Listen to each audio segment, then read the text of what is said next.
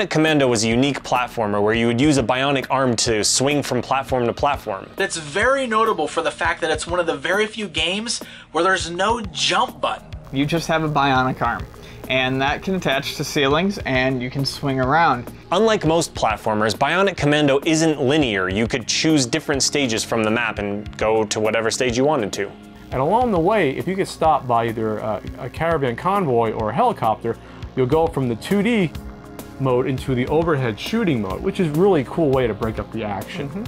In the international version, the Nazi symbols were taken out, but the American instruction manual still refers to the enemies as the Nas. But they didn't take out Hitler himself. So the very last part of the game is, oh, you shoot Hitler in the face with a bazooka! And the most gory, head-exploding animation ever. It's famous, I'm sure you've seen it. Just a trippy game, fantastic game. Capcom kind of came out of their shell a little bit with this one, I thought. And thanks for the bionic goodness.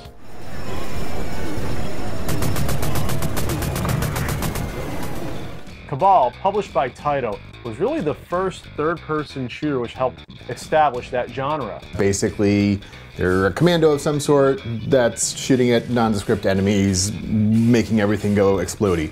You're a soldier who can run back and forth across the screen using a trackball, and you have a machine gun that you can aim around the screen, as well as grenades. While you were shooting, you were really vulnerable because you couldn't move, so you had to make really good use of the cover around you. It's like a shooting gallery game.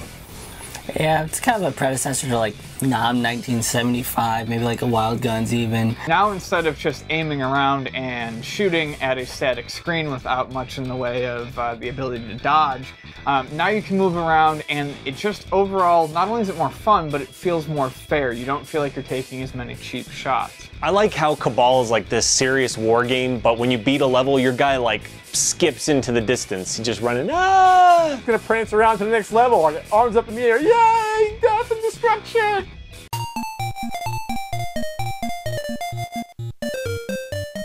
Bobble was a platformer by Taito that spawned a long-running series of sequels and spin-offs. The famous game where two dinosaurs journey to become real boys by entrapping other monsters in bubbles and turning them into candy and mixed drinks. You run around a stage, you blow bubbles, you trap enemies in bubbles, you blow some more bubbles, then you pop the bubbles, and then you collect some shady looking fruit, and then you float down to the next stage in a bigger bubble. What's fun is that the later levels get very tricky, and you have to learn how to do things like bounce on the bubbles. Bounce on the bubbles, and make use of certain special bubbles that come through the stage that can turn you into a wrecking ball, where you'll plow through everything in the path. The music was written by Japanese group Zuntata, and they made one of the most catchy themes ever.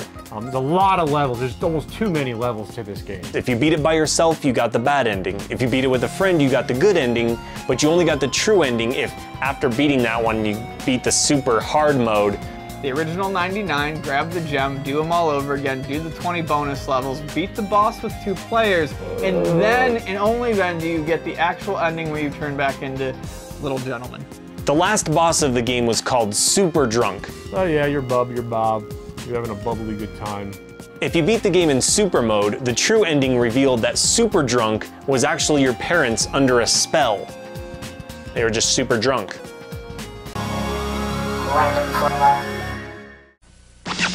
The fun is back, as you can see, with the 2600 from Atari. Still under $50, but wait, there's more. There's a stack of new games at your video store. In real sports boxing, the action's rough. If you're gonna make it, you got to be tough. Midnight Magic is an arcade blast. Like a pinball wizard, you got to be fast. Fire Solaris to protect your base, then blast off into hyperspace. The fun is back, oh yes sirree. New 2600 games from Atari.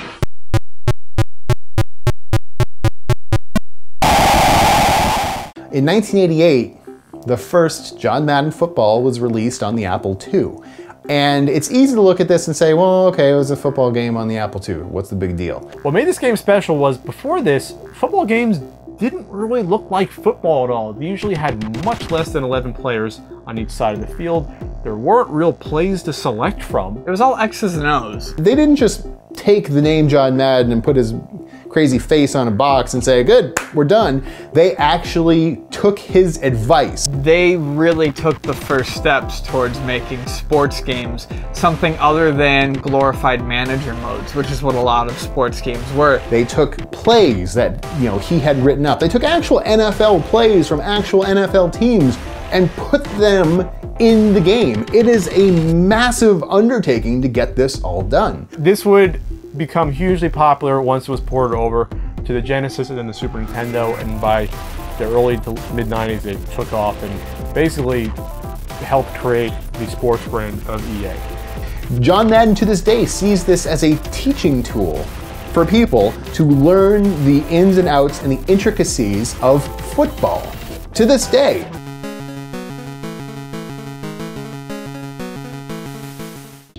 It's time for surf skate and fun in the sun with Teen C Wood and Water Rage. Basically kind of like almost like, I don't want to say Olympic, but you had different games kind of similar to a skate or dive. But this one had surfing, had skateboarding, and they're just different obstacles. In the surfing competition, all you have to do is go from left to right and gradually get to the pier to move on to the next level. And then there was another skateboarding level where you would have to just, again, avoid the obstacles, jump over, you know, big pots in the freaking ground for some reason. I always found the timing, or maybe it was the collision detection, to be just a touch off in the skating segments, Really? but once you accommodate for it, it's actually pretty darn fun. You're surfing, you're skateboarding. Oh, by the way, you're like a gorilla or a tuxedo cat. So that's interesting. That's an interesting twist. It's not the deepest game, but I mastered the skating level as a kid, and you get into that groove, the music keeps going, and you kind of just get into it. You kind of get into the game. And now, the popular pinball games of 1988. Ian here with the popular pinball machines of 1988. Cyclone by Williams.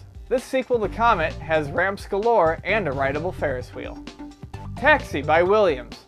Pick up riders from Dracula to Santa in search of the jackpot in this Williams classic. TX Sector by Gottlieb Premier. In this sci-fi table, there's a ball transporter and some of the funkiest background music you'll likely ever hear. And those were the popular pinball machines of 1988, because there's more to life than video games.